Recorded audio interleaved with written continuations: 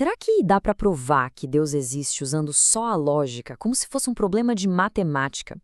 Hoje a gente vai mergulhar num argumento filosófico bem interessante que tenta fazer exatamente isso, sabe? Construir um caso para uma inteligência suprema partindo de um único princípio.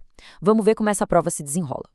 Mas antes de sair provando qualquer coisa, a gente precisa combinar o jogo, né? Do que exatamente estamos falando? A análise começa com a pergunta mais fundamental de todas, uma que, convenhamos, intriga pensadores há milênios. Definir o termo é o primeiro passo crucial em qualquer investigação lógica. E aí vem o grande desafio. Será que essa existência pode ser demonstrada com a mesma certeza de, sei lá, um teorema matemático? O argumento que a gente vai analisar hoje diz que sim, é possível. E é aqui que tudo começa. A base de todo o raciocínio é um princípio que, olha, parece super simples, algo que a gente usa no nosso dia a dia sem nem pensar. Nada acontece sem um motivo. É a partir dessa única ideia que toda a estrutura lógica vai ser construída. Ok, então, o primeiro passo nessa jornada lógica é colocar os pingos nos is. Vamos ver como essa filosofia define tanto a ideia de Deus quanto o conceito de infinito. Essa é a definição central do texto, e ela tem duas partes-chave. Primeiro, inteligência suprema, o que já sugere uma consciência, um propósito. E segundo, causa primária, ou seja, a origem de absolutamente tudo que existe. Agora, olha que interessante essa distinção que o texto faz. Ele argumenta que chamar Deus de o infinito é meio vago, sabe? Porque o infinito é uma característica, um atributo, e não a coisa em si. É como, sei lá, descrever alguém só falando que a pessoa é alta, sem dizer quem ela é de fato. Bom, com as definições na mesa, a gente agora entra no coração do argumento, a prova em si. E ela se baseia toda na ideia de uma causa primária. A lógica aqui é bem direta. Pensa comigo. Olha ao redor, o universo, as estrelas, a vida, tudo isso existe, certo? São efeitos.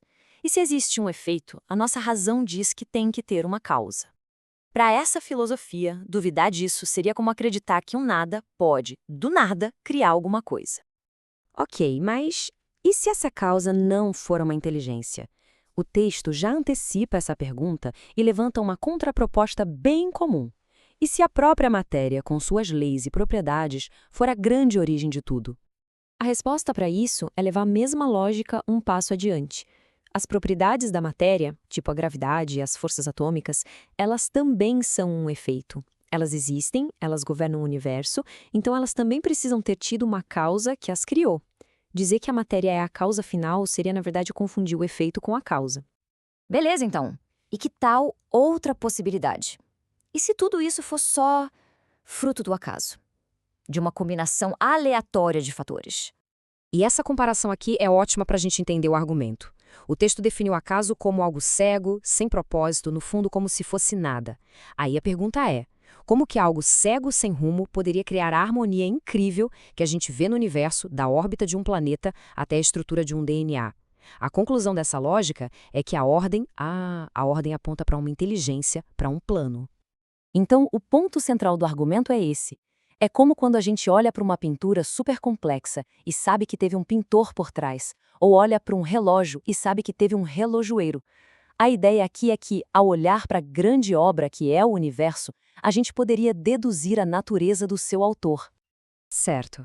Se a gente segue essa linha de raciocínio e chega numa causa primária inteligente, a próxima pergunta óbvia é: que tipo de ser seria esse? A partir daqui, a análise tenta deduzir quais seriam os atributos dessa divindade.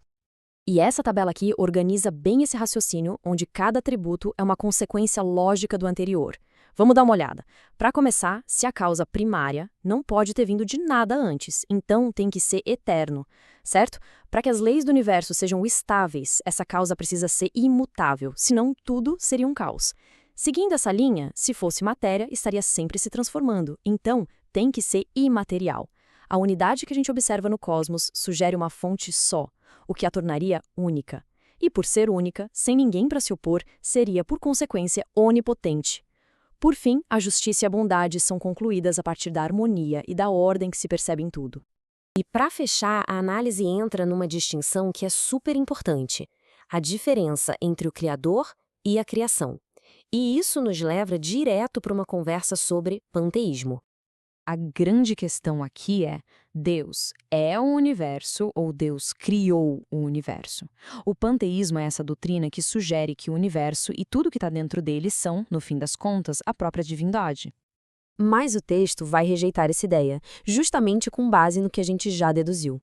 Se Deus fosse o universo, então ele seria o efeito, e não a causa. Ele estaria sujeito a todas as mudanças da matéria, o que bate de frente com a ideia de ser imutável, e não seria uma inteligência distinta, mas sim a soma de todas as partes. A analogia que o texto usa para explicar isso é bem forte. Uma máquina super engenhosa não é literalmente uma parte do engenheiro que a projetou. A máquina é a criação, o engenheiro é o criador. O panteísmo, segundo esse argumento, acaba misturando essas duas coisas que deveriam ser separadas. E aqui a gente chega na conclusão final do argumento, com a analogia talvez mais clara de todas.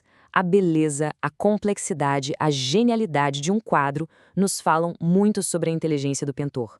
Mas o quadro e o pintor nunca, jamais são a mesma coisa.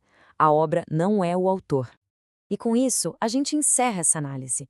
A gente percorreu um caminho puramente racional, partindo de uma única ideia. A conclusão dessa filosofia é que a lógica nos aponta para uma causa inteligente, eterna e imutável. Mas isso, claro, nos deixa com uma última provocação. O que será que existe onde a lógica termina? Fica aí a reflexão.